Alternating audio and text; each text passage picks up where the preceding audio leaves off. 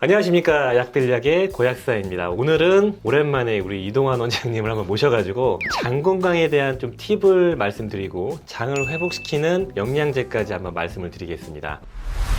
약들약 오랜만에 오셨어요. 네, 반갑습니다. 아유, 이렇게 또 초청해 주셔서 너무너무 감사드려요. 네. 오랜만이라 우리 가독자님들이 아마 다 아실 거지만 소개를 부탁드리겠습니다. 네, 저는 교육하는 의사 이동환 TV 채널을 운영하고 있는 이동환 가정의학과 전문의입니다. 반갑습니다. 예, 반갑습니다. 네, 반갑습니다. 어떻게 지내셨어요? 네, 요즘에 또 이렇게 불러주셔서 감사하고 또 이제 아유. 최근에 책도 하나 출간했고 예, 네, 이 피로세포. 네.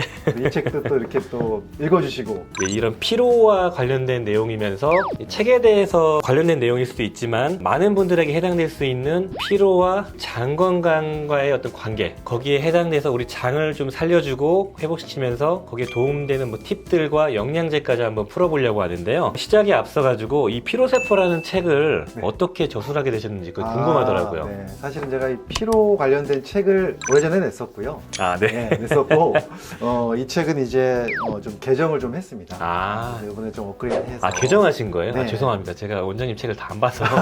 괜찮습니다. 예. 네, 개정판으로 나온 건데 좀 많은 글을 조금 쉽게 썼다, 네. 잘 읽힌다 이런 얘기를 많이 해주셔가지고 책이 눈에 잘 들어오는데 여러 가지 좀 실용적으로 접근할 수 있는 내용들이 많더라고요. 실제로 뭐 비타민C 메가도스나 비타민 D, 뭐 오메가3, 부신피로, 뭐 글루텐 등등등 실제로 직관적이면서 빠릿하게 그냥 익힐 수 있는 내용들이 많아가지고 여쭤보고 싶은 게 되게 많았는데 제가 궁금한 건 장이라서 네. 장에 대해서 한번 여쭤보려고 합니다. 이 책에서 다루셨던 내용 중에서 네. 장 건강을 되게 강조하셨거든요. 피로 관점에서 한번 장이 왜 중요한가를 설명해 주시면 좋을 것 같아요. 네. 첫 번째는 일단 종합병원에서 검사해도 아무 이상이 없어야 되고, 그러니까 질병은 아니에요. 네. 네, 질병은 아닌데 이유 없는 피로가 있으면 이제 그때부터 고민이 되는 건데 고민되죠. 그때부터는 이제 현대의학적인 측면이 아니라 기능의학적으로 접근을 해야 되는 거예요. 기능의학 접근도 여러 가지 접근이 있습니다. 뭐 세포 기능 중에서 미토콘드리아, 네. 에너지를 만드는 능력이 떨어져서 그럴 수도 있고 뭐 부신에 문제가 있을 수도 있고 여러 가지가 있는데 그 중에서도 제일 먼저 접근해야 될 것이 바로 이 장이라고 저는 생각을 해요. 옛날에는 우리가 장 그리면 뭐 음식물 소화시키고 뭐 영양소 흡수하고 이 정도로만 알고 있었지만 최근에 연구가 많이 되면서 장과 면역, 뭐 장과 이 심리적인 문제, 뭐 세로토닌 관계된 거, 그다음에 또 이 장과 독소, 장과 염증 모든 것이 다 관련이 있어요. 그래서 결론적으로 장을 다스리는 것이 가장 베이스부터 시작되는 게 아닌가. 그렇죠. 장이 우리가 들어오는 외부 물질이 가장 먼저 만나는 쪽이 그렇죠. 장이잖아요. 관문이죠. 장에서 잘 흡수가 돼서 간을 거쳐가지고 해독이 되고 잘 배출이 되는 그 사이클 상에서 가장 먼저 외부 독소나 바이러스, 세균, 이물질들이 만나는 게 장이니까 그런 게 잘 디톡스가 안 돼도 피로랑 관련이 있는 건가요? 관련이 엄청 있는 게요. 모든 음식 속에 들어있는 독소와 여러 가지 물질들, 또 소화가 좀 안 된 잘못된 물질들이 장에서 딱 막아줘야 되는데 건강한 장이면 이제 장에 문제가 생기고 점막에 문제가 생기면 들어오죠. 네. 이게 혈관을 타고 온몸을 돌잖아요. 네. 그러면서 염증도 일으키고 미토콘드리아 기능도 떨어뜨리고 이거 자체가 또 부신피로의 원인이 될 수도 있고. 그러면은 그 원장님 그 책에서 저술해 주셨던 내용 중에서 네. 그렇게 안 좋은 게 들어오는 증후군을 그렇죠. 우리가 리키가 신드롬이라고 해서 장누수 증후군. 네, 그렇죠. 그것도 좀 제가 궁금한 게 있었는데 네. 그 장누수 증후군이라는 게 일반적으로 단기간에 생기는 건가요? 아닙니다. 단기간에 생기진 않고요. 사실 오랜 기간 동안 장 기능이 나빠지면서 장점막에 손상이 생기고 장점막 세포들이 딱 붙어 있어야 되는데 틈이 생기면서 그 사이로 이제 독소들이 자꾸 들어오는, 원래 안 들어오고 밖으로 배출돼야 되는 것들이 들어오는. 우리 몸에 이제 염증이나 면역계 반응을 유발하면서 그렇죠. 과항진된 상태를 만들고 여러 가지 이제 이상을 일으키고 그게 피로의 원인이 될 수도 있는 거잖아요. 그렇죠. 장누수 증후군에 대해서 이제 한번 여쭤보고 싶은 게 원장님 그 병원에서 검진을 하실 때 이 사람이 장누수 증후군이라고 의심할 때 딱 오는 게 어떤 증상들을 보고 판단하시나요? 일단은 저희가 그 설문지를 많이 활용을 해요. 이 책에 있는 그 설문지인가요? 네, 책에 있는 설문지. 네네. 그 설문지를 딱 해보면은 일단 점수가 높으면 거의 있다고 보시면. 이런 설문지를 다 병원 가서 작성을 해서 검사도 하시겠지만 종합적으로 판단하시는 건데 그러면은 이 장누수가 있는 분들의 공통적인 특징 중에서 다빈도 특징 딱 세 가지 중요한 것만 좀 뽑아주시면 좋을 것 같은데. 일단은 피로감, 그 다음에 이제 설사나 변비 같은 장에 관련된 증상이 과민성 증후군 같은 증상 같은 게 다 포함되고요. 네, 그리고 과민성 장증후군 환자 중에서 장누수를 갖고 있는 경우가 굉장히 많기 때문에 포함되고, 그다음에 또 하나가 염증성 질환을 많이 앓는 경우가 많아요. 그러면은 장에 관련 염증이 아니더라도 그렇죠. 다른 곳에. 네. 그러면 요약하자면은 그러니까 장 트러블이 동반되면서 과민성 뭐 증후군이나 대장 증후군이나 뭐 변비설사 있으면서 그냥 뭐 피부 간단한 알러지부터 뭐 비염이나 뭐 아토피, 더 나아가서는 심하면은 자가 면역성 질환까지도 맞아요. 있는 경우도 있어요. 네, 자가 면역성 질환까지 갈 수도 있죠. 실제적으로 우리가 자가 면역 질환들 환자들 중에서 치료할 것이 사실 많지 않잖아요. 네.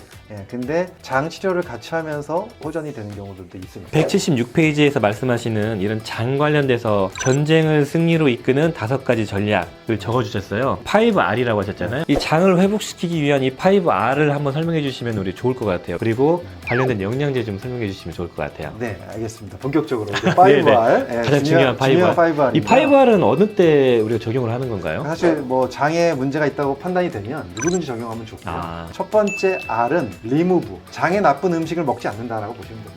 좋은 걸 먹는 것도 중요하지만 나쁜 걸 안 먹는 게 너무 중요해서 설탕, 밀가루, 그다음에 글루텐이 많이 들어있는 음식들을 일단은 좀 피하는 걸 첫 번째. 왜 피해야 될까요?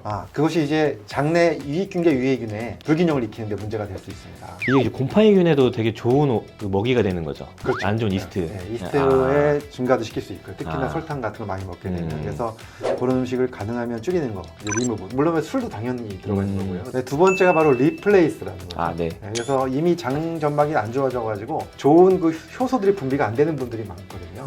그런 분들한테는 이걸 좀 분비를 좀 잘 시켜줄 수 있게끔 도와주는 직접 효소를 리플레이스 해주는 거죠. 효소를 공급해 주는 거예요? 네네. 밑에 소화 효소를 먹어야 될까요? 소화 효소를 같이 먹는 것도 도움이 됩니다. 그 다음에 세 번째가 바로 리이노큘레이션. 이노큘레이션이 접종이잖아요. 그러니까 장 속에다가 새롭게 접종을 뭘 시켜주느냐, 좋은 유익균을 접종시켜줘요. 유산균이 여기 들어가는 거예요. 그 다음에 네 번째 단계가 바로 리페어. 그러니까 이미 손상이 됐던 점막들을 빨리 복구시켜주는 거예요. 이때 필요한 영양소가 대표적인 게 초유도 들어가고요. 초유. 그다음에 오메가3, 글루타민, 또 뭐 아연 같은 미네랄들도 필요합니다. 대부분 이 초유랑 글루타민, 아연 이런 것들을 보니까 점막 재생해주는, 그리고 상처 치료해주는 그런 맞습니다. 성분들인 거죠. 알로에. 예. 다섯 번째 R은 리밸런스예요. 리밸런스. 어떻게 보면 제일 중요할 수도 있어요. 바로 뭐냐면 장은 스트레스에 의해서 왔다 갔다 하고, 이 장 건강 중에 가장 중요한 게 바로 결국 정신적 스트레스이기 때문에 리밸런스가 바로 그겁니다. 심리적 스트레스 관리를 함께 해주는 거. 그렇다면 이 스트레스 관리, 심리 관리를 위해서 현대인들에게 다 고질적인 어떤 병이잖아요. 맞습니다. 나도 모르는 스트레스와 그다음 SNS 같은 거나 이제 그 온라인상으로 노출되어 있는 것들, 이런 것 때문에 나도 모르게 스트레스를 많이 받는 것 같은데, 그런 거를 관리하기 위해서 저는 이제 뭐 명상 같은 걸 뭐 하시거나 스트레스를 해소할 수 있는 뭐 운동을 해라 뭐 이렇게 팁을 드리는데, 원장님 관점에서 한번 관리할 수 있는 팁을 좀 주시면 좋을 것 같아요.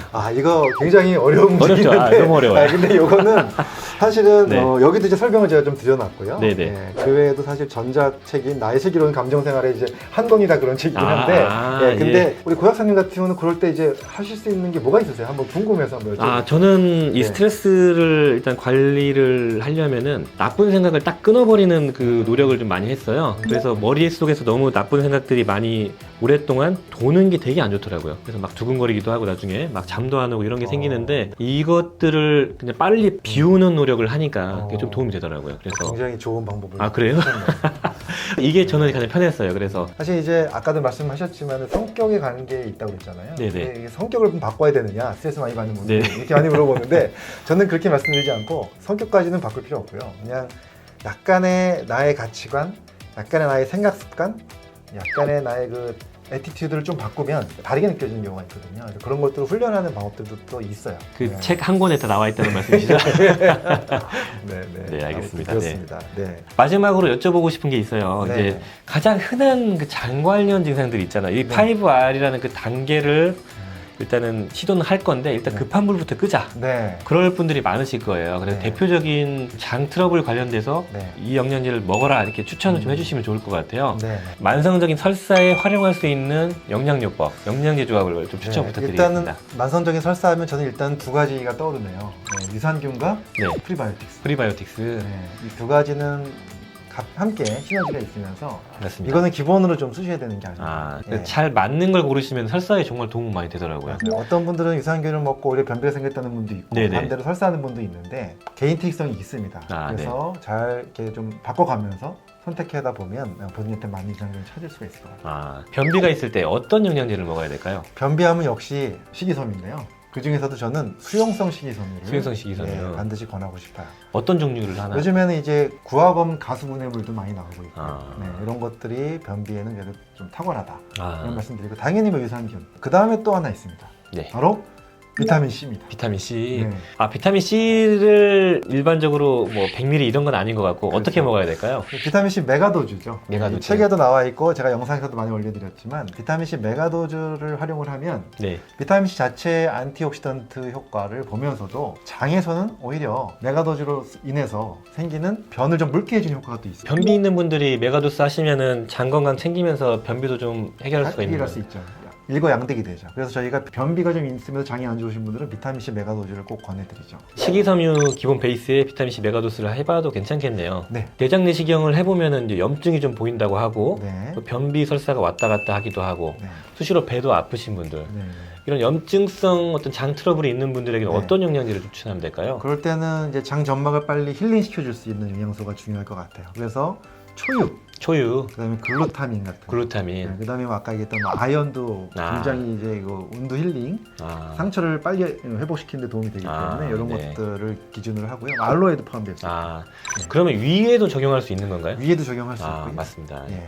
그러면 위염이 있거나 장에 염증이 있는 분들 이런 분들은 그렇게 점막을 재생시켜주고 회복할 수 있는 그런 영양제 조합을 하면 되고 네. 마지막으로 그러면 설사도 있고 뭐 점막도 안 좋고 이러신 분들은 다 같이 드셔도 되겠네요. 네, 다 드셔도 상관없습니다. 실제적으로 이제 뭐 진료 현장에서는 이런 것들을 다 같이 활용하기 바랍니다. 먼 길 오셔가지고 여기 군산인데 군산까지 와주셨어요. 네. 좀 자주 뵙고 자주 네. 좀 콜라보 영상을 촬영했으면 네, 좋겠는데. 너무 감사드리고 아, 네. 군산에 오니까 너무 좋아요. 호젓하고 한가하고 네. 아주 좋죠. 네. 여기 내용이 너무 많아가지고 사실 네. 많은 질문지를 준비했는데 요청이 많이 있으시면은 여기 네. 관련되어 있는 뭐 피로 회복을 시켜주고 뭐 부신 피로든 뭐 미토콘드리아 뭐 기능 저하든 관련된 내용을 많이 좀 다뤄봤으면 좋겠습니다. 네, 네. 네, 감사합니다. 예. 오늘 여기까지 와주셔서 감사드리고요. 네. 마지막으로 인사 한번 부탁드리겠습니다. 네, 네. 우리 약들약 시청자 여러분들, 갓독자님들이죠. 갓독자님들, 네, 네. 우리 고약사님 덕분에 제가 이렇게 출연해서 뵙게 돼서 너무 감사드리고요. 앞으로도 우리 고약사님과 함께 또 콜라보 영상 자주 찍도록 하겠습니다. 여러분들 감사합니다. 네. 감사합니다. 예, 수고하셨습니다. 네, 빠이요. 수고하셨습니다. 네.